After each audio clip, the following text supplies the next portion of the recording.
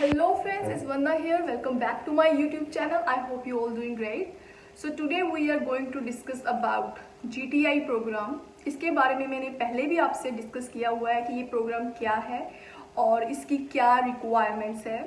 जो बच्चों के क्वेश्चंस कमेंट सेक्शन में मुझे मिल रहे हैं वो क्या है कि हाउ टू अप्लाई, एंड जो 7 कैटेगरीज इन्होंने मेंशन की हैं ग्लोबल टैलेंट को चूज करने के लिए, उन कैटेगरीज में कौन से ऑक्यूपेशंस आ सकते हैं। ठीक है, बहुत सारे इस वीज़ा को लेके क्वेश्चंस हैं। देखने में ये बहुत ही सिंपल इजी वे लगता है, बट ये जो टॉपिक है जीटीआई का, इट्स अ वेरी सब्जेक्टिव से मेरा मतलब ये है कि आप किसी भी एक क्वेश्चन का सीधा आंसर नहीं दे सकते। ठीक है, क्योंकि बहुत टेक्निकल चीज़ें हैं इस प्रोग्राम को समझने के लिए। I have research a lot about this programme. I will try my best to clear your doubts as much as I can. ठीक है, मैं आज के जो वीडियो में डिस्कस करने वाली हूँ, एक तो मैं डिस्कस करने वाली हूँ स्टेप्स कि आपको कैसे अप्लाई करना है, और कुछ को मैं वो ऑक्यूपेशंस डिस्कस करूंगी जो काफ़ी रिसर्च के बाद मैंने फाइंड आउट किए हैं कि वो रिसर्च इस कैटेगरी में लाई करते हैं। ठीक है, तो ध्यान से ये वीडियो देखें। ठीक है, क्योंकि मैं इसमें काफ़ी डिटेल में डिस्कस करूंगी कि आपने कैसे अप्लाई करना है और किसके थ्रू अप्लाई करना है, वो मैं आपको लिंक भी प्रोवाइड कर दूंगी डिस्क्रिप्शन में। ठीक है, तो चलिए फिर आज की वीडियो शुरू करते हैं। सबसे पहले जिन्होंने मेरी पिछली वीडियो नहीं देखी वो देख सकते हैं। इस programme is GTI, like global talent independent programme, जिसका पर्पस सिंपल सा है कि वर्ल्ड वाइड जितना भी टैलेंट है, मतलब एक्सेप्शनल, ठीक है, एक्स्ट्रा ऑर्डिनरी टैलेंट है, उसको ऑस्ट्रेलियन इकोनॉमी के लिए अट्रैक्ट करना। ठीक है, एक ये बात है कि आपको हाउ यू कैन अप्लाई। देखिए, 3 बेसिक चीज़ें मैं आपको बताऊंगी। पहली, you should have unique identifier. ठीक है, दूसरी नॉमिनेशन। ठीक है, थर्ड फिर आप वीज़ा अप्लाई करते हो। ठीक है, देखिए ये नहीं है कि जीटीआई नया आया है, ऐसा बिल्कुल भी नहीं है। जीटीआई के पहले डिस्टिंग्विश्ड टैलेंट वीज़ा हुआ करता था। ठीक है, उसी की एक एडिशनल लेयर इन्होंने बना दी है, और इन्होंने एक और काम किया है, जीटीओ, ठीक है, अलग अलग कंट्रीज में अलॉट कर दी है, जिसको हम ग्लोबल टैलेंट ऑफिसर कहते हैं, जो आपकी हेल्प करता है विद रेफरेंस लेटर। ठीक है जी, तो सबसे पहला काम जो आपका होगा, अगर आप सोचते हो कि आप इनके द्वारा मेंशन की गई किसी भी कैटेगरी में लाई करते हैं, जैसे एग्रीकल्चर टेक्नोलॉजी की बात कर लें, हम मेडिकल टेक्नोलॉजी की, फाइनेंशियल टेक्नोलॉजी की बात कर लें, ठीक है, या आईसीटी की बात कर लें, बेसिकली जो लोग स्टेम, मतलब स्टेम के उससे आते हैं, जैसे science, technology, engineering and mathematics में, they think they are exceptional and they are extraordinary, तो ये लोग अगर सोचते हैं तो they should go for unique identifier. मैं आपको बताऊंगी कि यूनिक आइडेंटिफायर आपको कैसे अप्लाई करना है। पहले आप अपनी पैरामीटर्स को समझो। ठीक है, ये जो टॉपिक है बहुत कॉम्प्लेक्स है, इतना इजीली समझ में नहीं आता।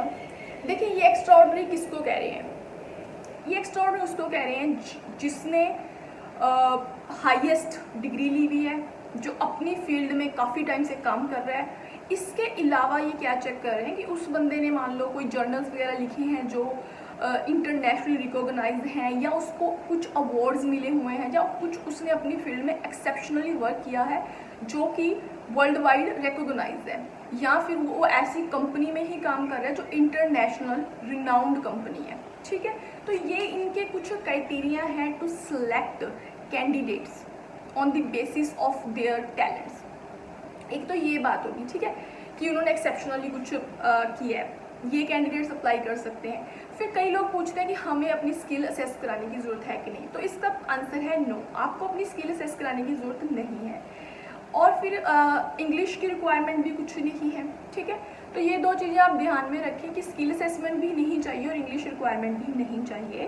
पहले वो कैंडिडेट्स जो एक्सेप्शनली अपने आप को टैलेंट कंसीडर कर रहे हैं। सेकंड, जो अपनी क्या कहते हैं, करंट इनकम का शो दिखा सकें, प्रूफ विद पे स्लिप्स, या ये शो कर सकें कि हमारे पास ऑफर लेटर है जॉब का और हम इतना कमा सकते हैं।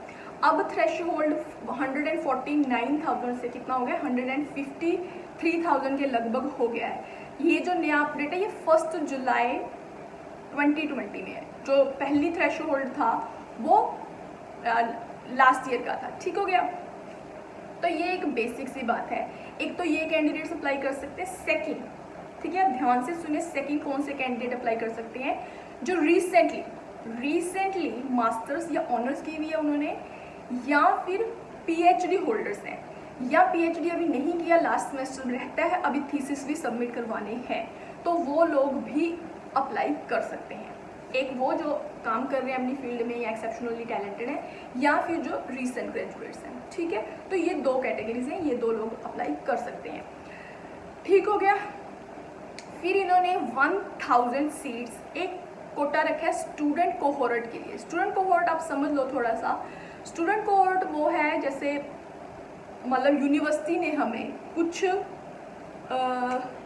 हमें जैसे कहते हैं ना कि ये सेमेस्टर में आपने ये वाले सब्जेक्ट्स करने हैं और इस टाइम तक आपने फिनिश करना है। कुछ लोग क्या करते हैं, स्किप कर लेते हैं या सब्जेक्ट चेंज कर लेते हैं कि अगले सेमेस्टर में करेंगे, पर कुछ बच्चे एज इट इज़ चलते हैं जो भी उन्हें जिस ऑर्डर में भी यूनिवर्सिटी की तरफ से प्रोवाइड किया जाता है। तो वो स्टूडेंट कोहोर्ट भी ये चूज़ कर लेते हैं और उनके लिए सीट्स रखी हैं 1000, 500 for onshore students and 500 for offshore students. ठीक है, तो ये लोग भी आएंगे। ये 1000 का कोटा अलग से है, ओवरऑल कोटा तो 5000 है। ठीक है, तो अभी ये भी ना सोचें कि सीट्स फिनिश हो गई है, नहीं, अभी तक हार्डली 750 इन्विटेशंस अभी तक अप्लाई EOIs अप्लाई हुई हैं, अभी बहुत सारा कोटा पड़ा है। ठीक है, तो ये एक छोटी सी बात है। अब मैं मेन बात पे आती हूँ कि आपने अप्लाई कैसे करना है। देखिए, आपने अप्लाई या तो आप GTO के थ्रू कर लो, ठीक है, या फिर आप डिपार्टमेंट ऑफ होम अफेयर्स से अप्लाई कर लो। ठीक है, EOI एक्सप्रेशन ऑफ इंटरेस्ट। कई बार ग्लोबल टैलेंट ऑफिसर को कॉन्टैक्ट करना मुश्किल हो सकता है, but you can go via EOI expression of interest अपना डाल दो। ठीक है, वो आपको ग्लोबल कॉन्टैक्ट फॉर्म के थ्रू आपको अपना एक्सप्रेशन ऑफ इंटरेस्ट शो करना है। वो ग्लोबल कॉन्टैक्ट फॉर्म का मैं लिंक डिस्क्रिप्शन में दे दूंगी, आप वहाँ से डाउनलोड कर सकते हैं। ठीक है, तो वहाँ पे आप अपना बताओगे कि आपका क्या एक्सपीरियंस है या आपने एक्सेप्शनली क्या किया है, फुल CV है, वहाँ पे सारी रिक्वायरमेंट्स मेंशन है, जो कि मैं डिस्कस करूँगी अपनी अगली वीडियो में कि वो आपको फॉर्म भी कैसे फिल करना है। ठीक हो गया। और सेकेंड बात है नॉमिनेशन बहुत इम्पॉर्टेंट है। ये आप किसी से ले सकते, ऑस्ट्रेलियन सिटीजन से या फिर न्यूजीलैंड सिटीजन से या फिर वहाँ की ऑर्गेनाइजेशन जो इस्टेब्लिश है और आपकी फील्ड में ही है ना वो काम कर रही है, तो उसके लिए भी आपको फॉर्म 1000 अपने नॉमिनेटर से फिल करवाना होता है। वो फॉर्म 1000 का भी मैं लिंक आपको डिस्क्रिप्शन में दे दूंगी कि आप पढ़ लो कि आपके नॉमिनेटर को क्या क्या मेंशन करना है। ठीक है, ये दो चीज़ें हैं। ऑनशोर अगर बैठे हो या फिर ऑफशोर कैंडिडेट्स ये अप्लाई कर सकते हैं।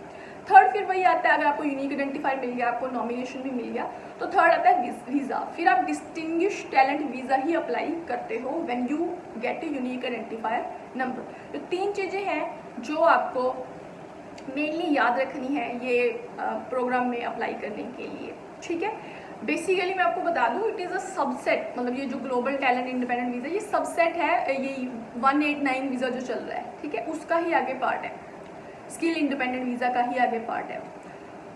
तो बहुत सारी इसमें है ना लोगों को कन्फ्यूज़न है, क्योंकि मतलब सीधा नहीं है ये वीज़ा सीधा नहीं है। आप एक काम कर सकते हैं, आप प्रोफेशनल एडवाइस ले लें जब आप अप्लाई कर रहे हैं, क्योंकि कई लोगों के पास एक्सपीरियंस नहीं है मान लो अपनी एजुकेशन के बाद, बट अपनी स्टडी के दौरान वो आर्टिकल्स लिखते रहे हैं, ठीक है, और उनको अवार्ड मिला है या उनको स्कॉलरशिप्स मिली है, तो उनकी ये जो भी अप्रूव की जा सकती हैं। ठीक है, एक सिनेरियो ये भी रहता है। क्लियर हो गया। ठीक है, तो ये छोटी सी बात थी जो आपको ध्यान में रखनी है, स्टेप्स की कैसे आपको अप्लाई करना है। अब मैं आपको बताती हूँ कुछ को ऑक्यूपेशंस मैंने सर्च किए हैं जो कि जिसमें आप एलिजिबल हो सकते हो। क्लियर, मैं वो रीड कर देती हूँ, मैंने ये थोड़े से कल लिखे थे। वैसे तो जो बड़ा ग्रुप है वो है STEM, science technology engineering and mathematics. ठीक है, उसके अंदर फिर इन्होंने 7 कैटेगरीज हैं, आपको पता है वो एग्रीकल्चर फाइनेंशियल वाली। ठीक है, वो 7 कैटेगरी, उनके अंदर भी फिर सब स्किल्स हैं। ठीक है, जो कि बहुत ही कॉम्प्लिकेटेड है, जो कि बच्चों को नहीं समझ आती। तो थोड़े से मैंने सर्च किया तो मैं बता देती हूँ आपको। डिजिटल प्रोडक्ट मैनेजर इसमें आ जाएगा, इन्वायरमेंटल इंजीनियर को तो आई थिंक इन्विटेशन भी आया हुआ है, senior software engineer, digital growth specialist, user interface end user interface designer, data scientist working in IT sector. जो लोग भी आईटी सेक्टर में काम कर रहे हैं और काफ़ी है ना वेल एस्टेब्लिश्ड हैं and they think their talent is exceptional, extra ordinary, and they can definitely apply for EOI। ठीक है, तो ये एक बहुत ही अच्छी अपॉर्चुनिटी है। मैं तो यही कहूँगी कि जो लोग अपने आप को इस कैटेगरी में सोचते हैं कि दे लाई इन दिस कैटेगरी, तो ये एक सर्च करें प्रॉपर, अपनी फील्ड की सर्च कर लें पहले। ठीक है, फिर नॉमिनेटर भी आपको फाइंड आउट करना पड़ेगा, आप अप्लाई कर सकते हो। ठीक है, आप ग्लोबल टैलेंट ऑफिसर के थ्रू भी जा सकते हो, आप लिंक्डइन पे कॉन्टैक्ट कर सकते हो।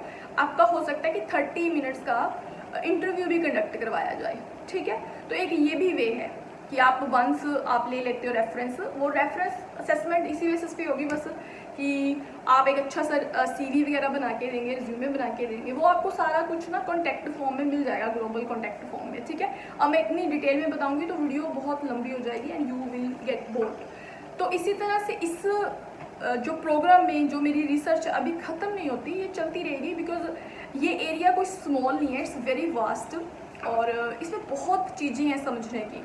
मैं तो यही सलाह दूंगी कि आप जो जाओ तो आप एक प्रोफेशनल के थ्रू जाओ, ताकि वो आपको प्रॉपरली गाइड कर सके। ठीक है, क्योंकि it's not an easy visa, है ना, ईजी तो नहीं है क्योंकि बहुत टेक्निकल चीज़ें हैं समझने के लिए। ठीक है, तो ये मेरी एक छोटी सी आपसे बातचीत थी आज, जो मैंने डिस्कस करनी थी। अगर आपको किसी भी चीज़ को लेके कोई कन्फ्यूज़न आता है, ठीक है, इस वीज़ा को लेके, तो कमेंट सेक्शन में ज़रूर बताएं। अगर मैं कमेंट सेक्शन में नहीं रिप्लाई कर सकती तो I will come up with new video with my new research, क्योंकि इसमें प्रोग्राम में रिसर्च जारी रहेगी। ठीक है, अगर आपको वीडियो पसंद आती है तो लाइक शेयर एंड सब्सक्राइब आप कर सकते हैं। I will see you in my next video, till then take care.